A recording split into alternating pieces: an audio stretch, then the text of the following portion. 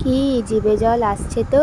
এরকম যদি ডিনারে বা লাঞ্চে ঝাল ঝাল আলুর দম এবং তার সাথে পোলাও লুচি থাকে তাহলে কীরকম হয় বলো তো। তাহলে চলো রেসিপিটি দেখে নেওয়া যাক। তো দেখো, প্রথমে নুন এবং হলুদ দিয়ে আলুগুলোকে 80% মতো ভেজে নিতে হবে। তারপরে গরম তেলে গোটা গরম মশলা দিয়ে দিতে হবে পেঁয়াজ বাটা।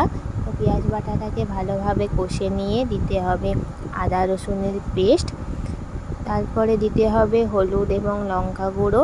তোমরা ভালোভাবে দেখো কখন কি মশলা দিচ্ছি।